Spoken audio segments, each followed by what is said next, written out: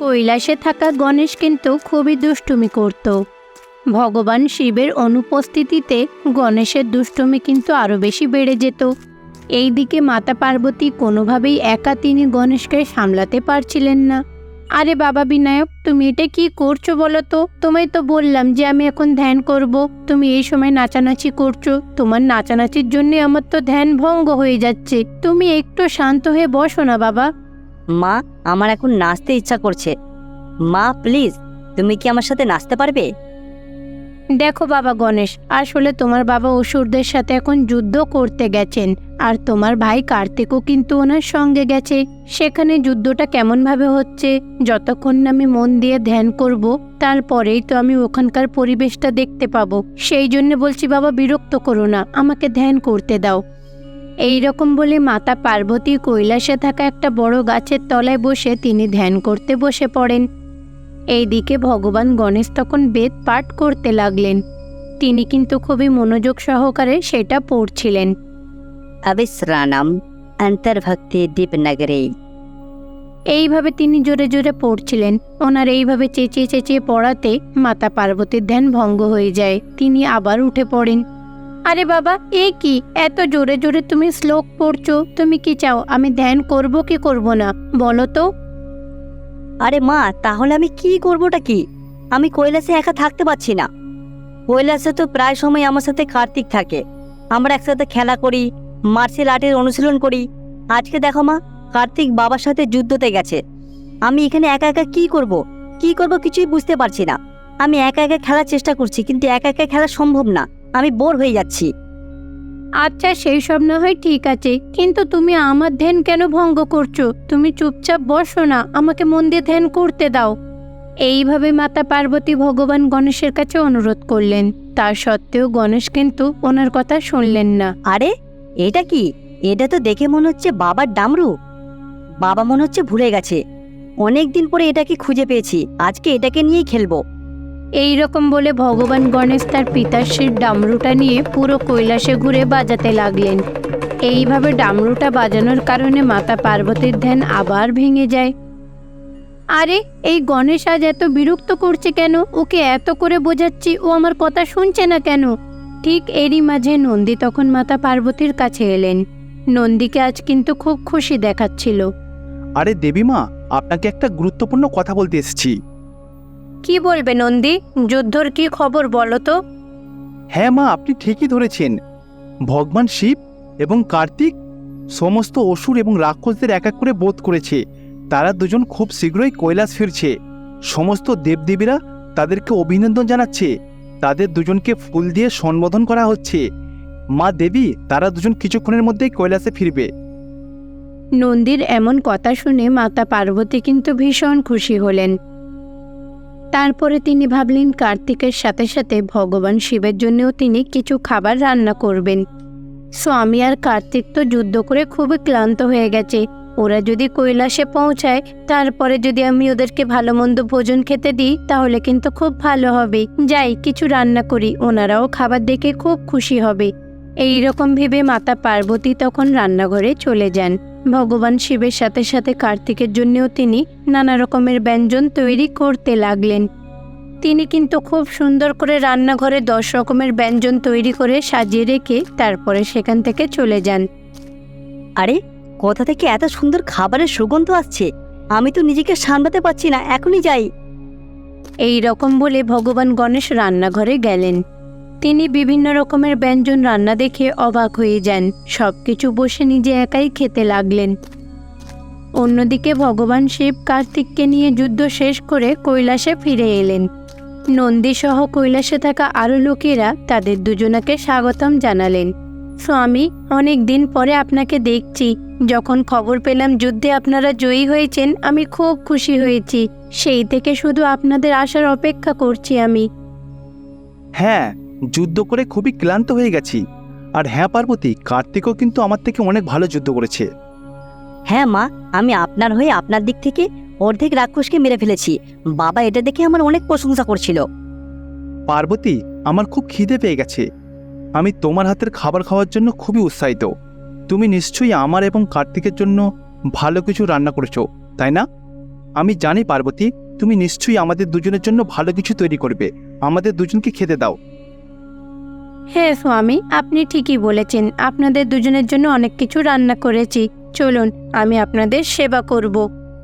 এই রকম বলে ভগবান শিব আর কার্তিক কলাপাতা বিছিয়ে খাবারের অপেক্ষা করতে লাগলেন। এইদিকে মাতা পার্বতী খাবার আনার জন্য রান্নাঘরে গেলেন। গিয়ে দেখলেন গণেশ একাই সব খাবার খেয়ে ফেলেছে আর সব কিছু খেয়ে সেখানেই ঘুমিয়ে পড়েছেন। এইটা দেখে মাতা পার্বতী খুব রেগে যান। তিনি তখন চিৎকার করে ভগবান গণেশকে ডাকলেন, আরে গণেশ, তুমি এটা কি করলে? আমি যে রান্নাগুলো করেছিলাম তোমার বাবা আর কার্তিকের জন্য, তুমি সব একাই খেয়ে ফেললে। তোমার খিদে পেয়েছিল ঠিক আছে, তুমি একটু খেয়ে নিতে আর ওদের জন্য তো একটু রাখতে পারতে। তুমি সেটা না করে সব একাই খেয়ে নিলে। এখন তাদের দুজনকে আমি কি খেতে দেব বলো তো? মাতা পার্বতী খুব রেগে যান। তারপরে ভগবান গণেশকে নিয়ে ভগবান শিবের কাছে গেলেন। তারপরে ওনাকে পুরো ঘটনাটা খুলে বলেন, স্বামী, আমি আপনাদের জন্য খাবার তৈরি করেছিলাম, কিন্তু গণেশ সব একাই খেয়ে ফেলেছে। এখন আপনাদের আমি কি খেতে দেব বলুন তো? না বাবা, মা মিথ্যে কথা বলছে। আমি সমস্ত খাবারগুলো খাইনি। ভগবান গণেশ যখন এইভাবে বললেন, এইটা শুনে মাতা পার্বতী আরও বেশি রেগে যান। এইদিকে ভগবান শিবও বুঝতে পারলেন যে ভগবান গণেশ কিন্তু মিথ্যে বলছেন। এটা কি বাবা বিনায়ক, তুমি আবার মিথ্যে কথা বলতে শিখে গেছো? তুমি এই বিদ্যা আবার কবে শিখলে বিনায়ক? বিনায়ক, তুমি কিন্তু মিথ্যে কথা বলে অনেক বড় ভুল কাজ করেছো। তুমি আমাদের সমস্ত খাবার খেয়ে নিয়েছো, এতে কোনো আমাদের আফসোস নেই, কিন্তু তোমরা যে এইভাবে মিথ্যে কথা বলবে সেটা আমরা কিন্তু একদমই সহ্য করবো না। অনেক আদর যত্নে তুমি একদমই বিগড়ে গেছো। তুমি এখন ভুলোকে গিয়ে থাকো, তখন তুমি বুঝতে পারবে মা বাবা ছাড়া থাকাটা জীবনে কত কষ্টকর হয়। মাতা পার্বতীর এমন কথা শুনে ভগবান গণেশ তখন সাধারণ এক বালকের রূপ ধারণ করে ভুলোকে চলে যান। গণেশ নিজের অতীতটাকে ভুলে গেছিল, এমনকি নিজের নামটাও সে ভুলে যায়। গণেশ তখন চুপচাপ একটা গাছের তলায় গিয়ে বসে পড়ে। আমার খুব জোরে খিদে পেয়ে গেছে, এখানে আমাকে খাবার দেওয়ার মতোও কেউ নেই। এই রকম বলে গণেশ কাঁদছিল। তখনই সেখানে একটা ছেলে এলো। আরে তুমি কে? আমি তো এই গ্রামে তোমাকে আগে কখনো দেখিনি। তুমি এখানে বসে কি করছো? দেখো, আমি কে আমি নিজেও জানি না, কিন্তু এখন আমার খুব জোরে খিদে পেয়েছে। আরে কি, তোমার খিদে পেয়েছে? তোমার মা বাবা কোথায়? আরে মা বাবা আবার কে? আমার তো এই পৃথিবীতে কেউ নেই দাদা। গণেশের এমন কথা শুনে সেই ছেলেটাও সেখান থেকে চলে যায়। এই দিকে কৈলাসে বসে মাতা পার্বতী আর ভগবান শিব নিজেদের মধ্যে কথা বলছিলেন। আমি তো রাগের মাথায় গণেশকে অভিশাপ দিলাম, কিন্তু এখন ভুলোকে গিয়ে তাকে অনেক সমস্যার সম্মুখীন হতে হচ্ছে। দেখো পার্বতী, আমি কিন্তু সবকিছুই জানি। বিনায়কের সমস্যা আমি কিভাবে দূর করব, চলো তোমাকে আমি বলছি। এইভাবে মাতা পার্বতী আর ভগবান শিব দুজনে মিলে ভুলোকে চলে যান। তারপরে তারা সাধারণ মহিলা আর পুরুষের রূপ ধারণ করলেন। তারপরে ওই গাছের নিচে বসে থাকা গণেশের কাছে তারা চলে যান। আরে বাবা, তুমি এখানে এইভাবে বসে আছো কেন? আমাদের সঙ্গে কাশি যাবে? চলো না বাবা। আরে আপনি কে? আমি তো এর আগে আপনাকে কখনোই এখানে দেখিনি। আরে বাবা, তুমি কি আমাদেরকে ভুলে গেছো? সেই জন্যই তো বাবা আমরা দুজন তোমাকে কাশিতে নিয়ে যেতে চাইছি। সেখানে গেলে তোমার সব কিছু মনে পড়ে যাবে। চলো বাবা, না করো না। এইভাবে ভগবান শিব আর মাতা পার্বতী ভগবান গণেশকে নিজেদের সঙ্গে কাশিতে নিয়ে যান। ভগবান শিব আর মাতা পার্বতীর কথা শুনে গণেশ মনে মনে ভাবলেন হয়তো এটাই তার মা বাবা হতে পারে। ভগবান শিব আর মাতা পার্বতীকে খুবই বয়স্ক দেখায়। খানিকটা দূরে যাওয়ার পরে তারা খুব ক্লান্ত হয়ে পড়ে। তারা দুজনে ক্লান্ত হয়ে একটা গাছের তলায় বসে পড়েন। তারপরে বলেন, বাপরে বাপ, অনেক দূর, আমি আর হাঁটতে পারছি না। 20 বছর ধরে একটানা কাজ করে আমার শরীরের সমস্ত শক্তি কমে গেছে। হ্যাঁ গো, আমারও তো তাই মনে হচ্ছে। উঠে দাঁড়াতেই পারছি না। এক পা হাঁটবো কি করে বলো তো? ছেলেটার জন্মের পরে কত লোকের বাড়িতে কাজ করে ওকে আমি মানুষ করেছি, কিন্তু ছেলেটা এখন বড় হয়ে গেছে, কিন্তু ওর বুদ্ধিটা এখনো বাচ্চাদের মতো। সেই কারণে তো ওকে আমরা কাশিতে নিয়ে যাচ্ছি। এইভাবে মাতা পার্বতী আর ভগবান শিব কথা বলছিলেন। ভগবান গণেশও তাদের কথা শুনে এটাকে সত্যি মনে করেন। বাবা, আমি আপনাদের দুজনের কষ্ট একদমই দেখতে পাচ্ছি না। আপনার কথা শুনে আমি বুঝতে পারছি আপনারা খুবই কষ্টে রয়েছেন। আমি আপনাদেরকে নিয়ে যাব, আপনারা একটু অপেক্ষা করুন। এই রকম বলে ভগবান গণেশ খানিকটা দূরে গেল। তারপরে দেবী পার্বতী আর ভগবান শিবের জন্য তিনি কিছু ফল নিয়ে চলে এলেন। বাবা মা, আপনারা দুজন এই ফলগুলো খেয়ে নিন, আপনারা এতে অনেক শক্তি পাবেন। তারপরে ভগবান শিব আর মাতা পার্বতী ওই ফলগুলো খেতে লাগলেন। তারা দুজনে এমন পরিস্থিতিতে এখন রয়েছে, সেখান থেকে তারা উঠতেই পারছে না। কি ব্যাপার, আপনাদের দুজনের এখনো মন খারাপ কেন? দেখো বাবা, যে করেই হোক আমাদের দুজনকে কাশিতে নিয়ে চলো। আমাদের অনেক দিনের ইচ্ছা কাশিতে যাব, প্লিজ বাবা প্লিজ। এইভাবে ভগবান শিব যখন গণেশকে বললেন, তখন তিনি ভাবতে লাগলেন কিভাবে এদের দুজনকে আমি একা কাশিতে নিয়ে যাব। ঠিক তখনই ভগবান গণেশের মাথায় একটা বুদ্ধি এলো। তারপরে ভগবান গণেশ দুটো বড় ঝুড়ি নিলেন, সেইগুলো মজবুত করে দড়ি দিয়ে বেঁধে দিলেন। তারপরে পুকুর পাড় থেকে একটা বড় লাঠি এনে লাঠির দুপাশে দুটো ঝুড়ি বেঁধে দিলেন। তারপরে সেটা তৈরি হয়ে যাওয়াতে সেটা নিয়ে গিয়ে তিনি নিজের মা বাবাকে দেখালেন।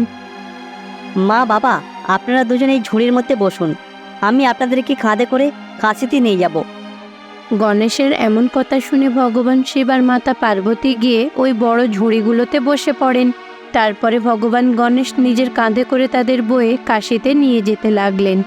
এইদিকে ভগবান শিব আর মাতা পার্বতী নিজেদের ওজন বাড়াতে লাগলেন। তার সত্ত্বেও কিন্তু ভগবান গণেশ তাদেরকে নিয়ে যেতে লাগলো। এইদিকে ভগবান শিব আর মাতা পার্বতীর ওজন বেড়ে যাওয়াতে সেটা অনেকটা ভারী হয়ে যায়। তারপরে হঠাৎ করে গণেশ থেমে গেল। কি হলো বাবা, তুমি কি আমাদের নিয়ে যেতে পারবে না? ঠিক আছে, কোনো ব্যাপার না, আমরা হেঁটেই চলে যাব। না মা, আপনাদের দুজনকে আমি একটুও কষ্ট দিতে চাই না। আমার যতই কষ্ট হোক মা, আমি সহ্য করে নেব। আপনাদের দুজনকে অবশ্যই আমি কাশিতে নিয়ে যাব।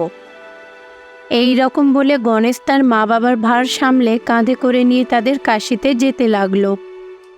তারপরে কাশি পৌঁছে গণেশ যখন ঝুড়িটাকে রাখলো, পেছন ফিরে তাকিয়ে দেখলো তার ওই সাধারণ মা বাবা ভগবান শিব আর মাতা পার্বতীর রূপে রয়েছেন।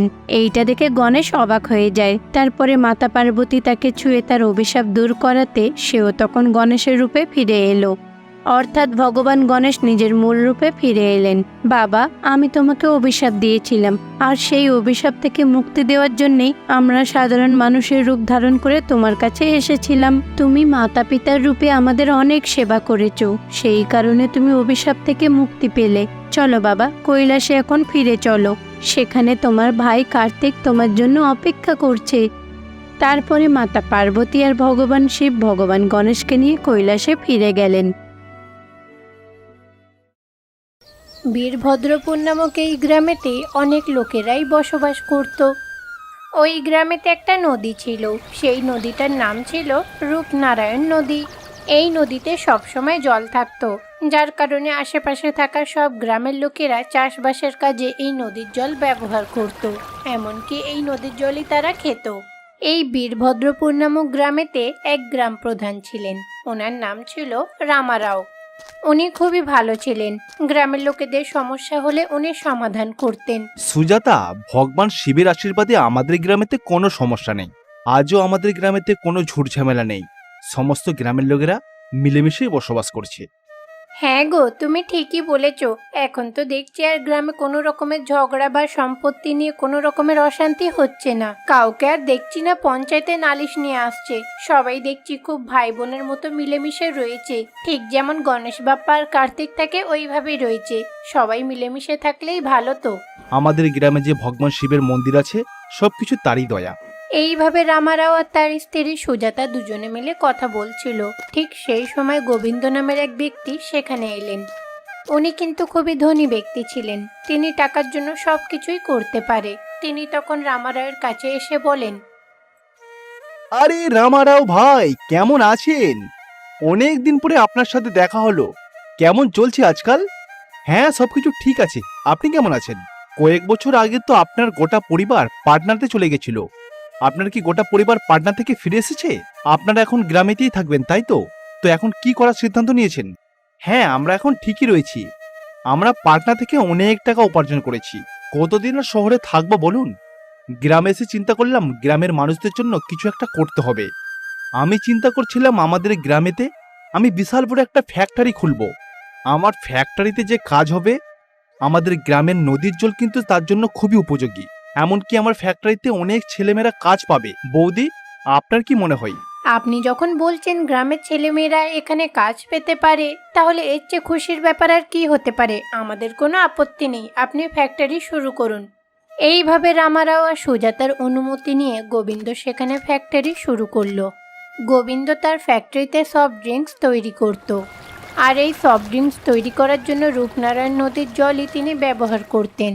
ওই গ্রামেতেই প্রিয়া আর গির্জা নামের দুই বোন থাকতো। তারা দুই বোন একসাথে স্কুলে যেত, একসাথে খেলাধুলা করত।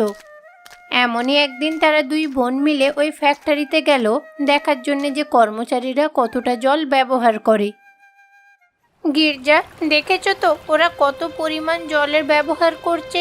এইভাবে চলতে থাকলে কিছুদিনের মধ্যেই তো সমস্ত জল শেষ হয়ে যাবে। হ্যাঁ প্রিয়া, তুমি ঠিকই বলেছ। এইভাবে চলতে থাকলে খুব তাড়াতাড়ি জলের অভাব দেখা দেবে। আর আমাদের টিচার তো বলেছে জল যতটা প্রয়োজন ততটাই ব্যবহার করা উচিত। এখন তো দিন দিন লোক সংখ্যা বেড়ে চলেছে, যার কারণে জলের প্রয়োজনও তো বাড়বেই। বলো, এইভাবে ফ্যাক্টরির লোকেদেরকে এত জল ব্যবহার করতে দেওয়া যাবে না, বুঝতে পারলে? এইভাবে কথাবার্তা বলে দুই বোনে মিলে নিজেদের বাড়িতে গেল। তারপরে এই বিষয়ে নিজেদের মা বাবার সাথে আলোচনা করে। মা, আমাদের গ্রাম প্রধান রামারায়ের সাথে কথা বলা উচিত। ফ্যাক্টরিতে কিন্তু অনেক জলের ব্যবহার হচ্ছে, পরে কিন্তু আমাদের জন্য এটা অসুবিধা হয়ে উঠতে পারে। জানো বাবা, ওরা ফ্যাক্টরির নোংরা পদার্থগুলো নিয়ে ওই জলেতে ফেলে দিচ্ছে, এতে তো আমাদেরই ক্ষতি হবে। এই সব কিছু কিন্তু বন্ধ করতে হবে। এইভাবে তারা দুই বোনে মিলে নিজেদের মা বাবাকে বলল। তারপরে মা বাবাকে নিয়ে তারা গ্রাম প্রধান রামারায়ের বাড়িতে গেল। কিন্তু সেই সময় বাড়িতে রামারাও ছিলেন না। ওনার স্ত্রী সুজাতাকে ওনারা সব কথা বলল। দেখুন, আপনারা কিন্তু শুধু জলের ব্যবহারটাকেই দেখছেন, কিন্তু আমি তো এই গ্রামের ভবিষ্যৎটাকে দেখতে পাচ্ছি। এইভাবে ফ্যাক্টরিটা যদি ভালোভাবে চলে, আমাদের গ্রামেরই তো অনেক উন্নতি হবে। কত ছেলেমেয়েরা ওখানে কাজ করে বলুন তো। জলের ব্যবহার হচ্ছে তো কি হয়েছে, ওই ফ্যাক্টরির দ্বারা তো অনেকে উপার্জন করতে পারছে, এটাই তো যথেষ্ট। এইভাবে সুজাতাও তাদেরকে আর কিছু বলার সুযোগ দিল না। এইভাবে অনেক দিন কেটে যায়। সুলোচনা, এই ফ্যাক্টরি থেকে আমরা প্রায় 1 কোটি টাকা লাভ করেছি। আমরা যে সফট ড্রিঙ্ক তৈরি করছি, মার্কেটের চাহিদাও কিন্তু অনেক বেশি। এইভাবে গোবিন্দ তার স্ত্রী সুলোচনাকে কথাগুলো বলল। হ্যাঁ, এটা কিন্তু সত্যি। প্রথমে তো আমি ভেবেছিলাম এই গ্রামেতে কি ফ্যাক্টরি শুরু করবে আর কি কাজ করবে তুমি, কিন্তু এই নদীর জলের কারণে আমাদের এখন কোটি টাকার লাভ হলো। এইতে কিন্তু আমি খুব খুশি হয়েছি। আরো ব্যবসাটাকে বাড়াতে হবে। কিন্তু সুলোচনা, আমাদেরকে এই গ্রাম ছেড়ে দিতে হবে। আরে কেন গো, এত কোটি টাকা ইনকাম করলে পরের বছরে তো আরো বেশি হতে পারে, কেন ছাড়বে? দেখো সুলোচনা, আমরা যে সফট ড্রিঙ্ক তৈরি করছি, এতে কিন্তু নদীর অনেক জল ব্যবহার হচ্ছে, যার কারণে নদীর জল ধীরে ধীরে অনেকটাই শুকিয়ে যাচ্ছে। যখন গ্রীষ্মকাল পড়বে তখন কিন্তু সমস্যা আরও বাড়বে। গ্রামবাসীরা যখন জানতে পারবে, আমাদের ফ্যাক্টরি বন্ধ করে দিয়ে আমাদের মারধর শুরু করে দেবে। তার আগে এখান থেকে চুপি চুপি কেটে পড়তে হবে, বুঝেছো? এইভাবে গোবিন্দ আর তার স্ত্রী লাভের টাকা নিয়ে বিদেশে পালিয়ে যায়। এমনকি কর্মচারীদের বেতনও দিল না। এইদিকে নদীর জল শুকিয়ে যায়। কর্মচারীরা তখন গ্রাম প্রধানের কাছে গেল। রামারাওদা, এটা কি? আমরা আপনাকে সম্মান করি। আপনার সম্মানের খাতিরে আমরা ওই কারখানা নির্মাণ করেছিলাম। ফ্যাক্টরির মালিক আমাদেরকে চাকরিও দিয়েছিল, ভালো টাকা উপার্জনও করছিলাম। কয়েক মাস ধরে ফ্যাক্টরির মালিক আমাদেরকে বেতন দেয়নি, সমস্ত টাকা নিয়ে বিদেশ পালিয়ে গেছে। এছাড়া যে নদীর কারণে আমরা জীবনযাপন করতাম, সেই নদীর জলও তো পুরো শুকিয়ে গেছে। এইভাবে সবাই নিজেদের সমস্যার ব্যাপারে রামারাওকে জানালো। আমি তো গোবিন্দকে অনেক বিশ্বাস করেছিলাম, ভেবেছিলাম গ্রামের অন্তত কিছু ভালো হবে, কিন্তু ও যে এইভাবে ঠকাবে আমি তো স্বপ্নেও ভাবতে পারিনি। এই সব কিছু শুনে রামারায়েরও মন খারাপ হয়ে যায়। এইদিকে গ্রামে থাকা নদীর জল একদমই শুকিয়ে যায়, যার কারণে গ্রামে চাষবাসের কাজ একদমই বন্ধ হয়ে যায়। বয়স্ক লোকেরা তো জলের অভাবে ক্লান্ত হয়ে পড়ে। এইদিকে বাড়িতে থাকা ছোট ছোট বাচ্চারা, এমনকি বয়স্করা জলের অভাবে আর খাবারের অভাবে অসুস্থ হয়ে পড়ে। এইদিকে গির্জা আর প্রিয়া দুই বোন মিলে ভগবান গণেশ আর কার্তিকের পরম ভক্ত ছিল। তাদের জীবনের দুঃখ কষ্টের ব্যাপারে তারা ভগবানকেই জানাতো। গির্জা, এখন যা পরিস্থিতি না, এই পরিস্থিতিতে ভগবান ছাড়া আমাদের কেউ রক্ষা করতে পারবে না। চলো ভগবান গণেশ আর কার্তিককে নিজেদের দুঃখের ব্যাপারে জানাই। তারপরে দুই বোনে মিলে শিব মন্দিরে গেল। সেখানে গিয়ে গণেশ আর কার্তিকের সামনে বসে তারা দুজনে বলে, বাপ্পা গণেশ, আমাদের গ্রামে না জলের অভাব দেখা দিয়েছে। সবাই খুব বিপদের মধ্যে রয়েছে। জল খাবার কিছুই নেই, সবাই অসুস্থ হয়ে পড়ছে। আপনি আমাদের সাহায্য করুন। ভগবান কার্তিক, জলের অভাবে তো কেউ কৃষিকাজও করতে পারছে না, যার কারণে সবাই না খেয়ে রয়েছে। আপনি দয়া করে আমাদেরকে সাহায্য করুন, কোনো একটা পথ দেখান ভগবান। এইভাবে তারা দুই বোনে মিলে নিজেদের দুঃখ কষ্টের ব্যাপারে কার্তিক আর গণেশ বাপ্পাকে জানালো। এই সব কিছু কৈলাসে বসে গণেশ আর কার্তিক দেখছিল। ওই গ্রামের লোকেদের ওপরে ওনাদের দয়া হলো। তারা দুজনের সঙ্গে সঙ্গে ভূলোকে চলে আসেন। ওনাদের দুজনকে দেখে ওই গ্রামে থাকা লোকেরা তো অবাক হয়ে যান। সবাই মিলে ভগবান গণেশ আর কার্তিকের চরণে পড়ে যায়। জলের ব্যবহার সর্বদা পর্যাপ্ত পরিমাণে এবং পর্যাপ্ত জায়গাতে করা উচিত। প্রাকৃতিক সম্পদ ক্ষতিগ্রস্ত হলে এতে আপনাদেরই জীবন নষ্ট হবে। এই রকম বলে ভগবান গণেশ তখন কৈলাস থেকে আনা যে ঘটে জল ছিল, সেই ঘটের জলটা ওই শুকনো নদীতে ঢেলে দিল। যেই নদীটা একেবারে শুকিয়ে গেছিল, সেটা পুরো জলে পরিপূর্ণ হয়ে যায়। গ্রামবাসীরা এখন খুশি মনে চাষবাস করতে লাগলো। এইভাবে গণেশ আর কার্তিক গ্রামবাসীদের জলের সমস্যা দূর করে কৈলাসে ফিরে যান।